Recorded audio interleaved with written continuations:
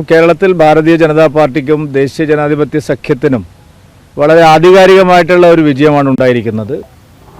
പാർട്ടിയുടെ മുന്നണിയുടെ വോട്ട് ശതമാനം 20% ഉയർന്നു എന്നുള്ളതാണ് ഈ തെരഞ്ഞെടുപ്പിലെ സുരേഷ് ഗോപിയുടെ വിജയത്തോടൊപ്പം തന്നെയുള്ള ഒരു സവിശേഷത.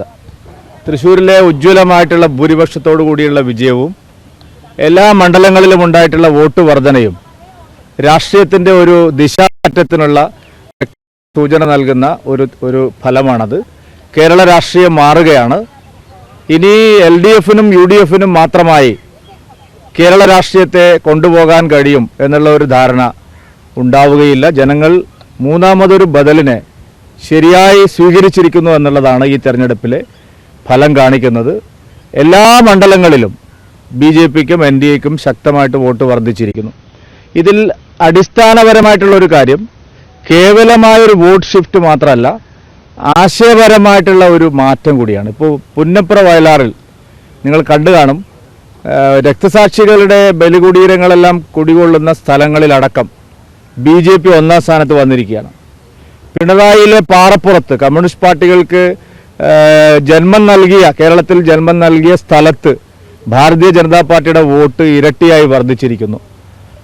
ആറ്റിങ്ങൽ പാർലമെന്റ് മണ്ഡലത്തിലെ പല കമ്മ്യൂണിസ്റ്റ് പാർട്ടി ഗ്രാമങ്ങളിലും, ആലപ്പുഴ പാർലമെന്റ് മണ്ഡലത്തിലെ പാർട്ടി ഗ്രാമങ്ങളിലും, കണ്ണൂർ ജില്ലയിലെ പാർട്ടി ഗ്രാമങ്ങളിലും എല്ലാം, അതൊരു മുഴുവൻ കേരളത്തിലും ഞാൻ ഈ 3 ഉദാഹരണങ്ങൾ പറഞ്ഞത് അവിടെയെല്ലാം CPMനും കമ്മ്യൂണിസ്റ്റ് പാർട്ടികൾക്കും മറ്റാർക്കും പ്രവേശിക്കാൻ പറ്റാത്ത തരത്തിലുള്ള ഗ്രാമങ്ങളുള്ള സ്ഥലങ്ങളാണ്.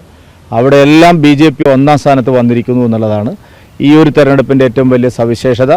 ആശയപരമായി കമ്മ്യൂണിസ്റ്റ് പ്രസ്ഥാനം തകർന്ന് തരിപ്പണമാവുകയാണ്. അവർ വർഗീയ ശക്തികളെ കൂട്ടുപിടിച്ച് BJPക്കെതിരെ നടത്തുന്ന പ്രചാരണം ഫലത്തിൽ അവരെ തന്നെ ഇല്ലാതാക്കുന്ന ഒരു സ്ഥിതിയിലേക്ക് വന്നിരിക്കുകയാണ്. എല്ലാ മണ്ഡലങ്ങളിലും ചെന്ന് മുഖ്യമന്ത്രിയും സംഘവും ഹമാസിന് വേണ്ടി വാദിക്കുമ്പോൾ ക്രിസ്ത്യൻ വോട്ട് BJPക്ക് കിട്ടും എന്നുള്ളത് ആർക്കാണ് മനസ്സിലാക്കാൻ കഴിയാത്തത്. അതുകൊണ്ട് ഈ മുഹമ്മദ് റിയാസിനെയും ഷംസീറിനെയും റഹീമിനെയും ഒക്കെ വെച്ച് CPMൻ്റെ പുതിയ പരീക്ഷണം, സലാം, അതുപോലെ ആരിഫ്, എല്ലായിടത്തും അവരുടെ പാർട്ടി അണികൾ പറയുന്നതാണ്. ആ പാർട്ടി ഒരു മുസ്ലിം പാർട്ടിയായി മാറാനുള്ള ഒരു ശ്രമം കുറച്ച് കാലമായിട്ട് അവർ നടത്തുകയാണ്. അതിൻ്റെ ഒരു വലിയ തിരിച്ചടി CPMന് ഉണ്ടായിക്കൊണ്ടിരിക്കുകയാണ്. വർഗീയതയും അതോടൊപ്പം അഴിമതിയും CPMനെ സംബന്ധിച്ച് ഇപ്പോൾ അവരുടെ ഏറ്റവും വലിയ മുഖമായിരിക്കുന്നു. ഞങ്ങളെ സംബന്ധിച്ചിടത്തോളം ഏതെങ്കിലും പാർട്ടികളെ കൊണ്ടുവരിക എന്നുള്ളതല്ല, ഈ അഴിമതിക്കും CPMൻ്റെ അഴിമതിക്കും മുഖ്യമന്ത്രിയുടെ അഴിമതിക്കും പ്രത്യേകിച്ച് പിണറായി വിജയൻ്റെയും സംഘത്തിൻ്റെയും അഴിമതിക്കും അതുപോലെ അവരുടെ വർഗീയ പ്രീണനത്തിനും എതിരായിട്ടുള്ള നിരന്തരമായ ഒരു പ്രചാരവേല എല്ലാ ഗ്രാമങ്ങളിലും എല്ലാ വീടുകളിലും ശക്തമാക്കുക എന്നുള്ളതാണ് ഞങ്ങൾ ആഗ്രഹിക്കുന്ന ഒരു കാര്യം. പ്രധാനമന്ത്രി തന്നെ ഇന്ന് കേരളത്തിലെ വിജയത്തെ സംബന്ധിച്ച് പറഞ്ഞിരിക്കുന്നത് വളരെ ശ്രദ്ധേയമാണ്. ഒരു വലിയ രാഷ്ട്രീയ മാറ്റത്തിനുള്ള തുടക്കമാണ് ഈ തെരഞ്ഞെടുപ്പിൽ ഉണ്ടായിരിക്കുന്നത്. അങ്ങ് രാജ്യസഭയിലേക്കുള്ള ചില അഭ്യൂഹങ്ങളൊക്കെ പരക്കുന്നു, എന്താണ് മറുപടി? അഭ്യൂഹങ്ങൾ പറഞ്ഞവരോട് ചോദിക്കുക, ആരാണ് ഈ അഭ്യൂഹം പരത്തിയെന്നവരോട് ചോദിക്കുക. ഒന്നാമത്തെ കാര്യം, അരമണിക്കൂർ നേരത്തെ ബ്രേക്കിംഗ് ന്യൂസിന് വേണ്ടിയിട്ട് ഒരു വസ്തുതയുമില്ലാത്ത കാര്യങ്ങൾ ഇങ്ങനെ കൊടുക്കുന്നുണ്ട്. നിങ്ങളുടെ വിശ്വാസ്യത തന്നെ തകർക്കുകയാണ്. ആരോട് ചർച്ച ചെയ്യാന്ന്? നിങ്ങൾ എന്താണ് ഈ പറയുന്നത്? ആ കോഴിക്കോട് ഇരുന്ന ഒരുത്തനുണ്ട്, ഒരു ഭ്രാന്തൻ, കുറച്ച് കാലമായിട്ട് തുടങ്ങിയിരിക്കുകയാണ്. അവൻ അവിടെ ഇരുന്ന് ഓരോരോ മനോഗതങ്ങൾ പറഞ്ഞു വിട്ടുകൊണ്ടിരിക്കുകയാണ്. അവൻ കൊടുത്ത ഏതെങ്കിലും ഒരു വാർത്ത ഇന്നേ വരെ ശരിയായിട്ടുണ്ടോ? ഞാൻ റിപ്പോർട്ടർ മാനേജ്മെൻറ്റിനോട് വ്യക്തമായിട്ട് ചോദിച്ചു, ഇങ്ങനെ ഒരു വ്യക്തി കുറച്ച് കാലങ്ങളായിട്ട് ഒന്ന് രണ്ട് വർഷമായിട്ട് ഈ പണി നടത്തിക്കൊണ്ടിരിക്കുകയാണ്.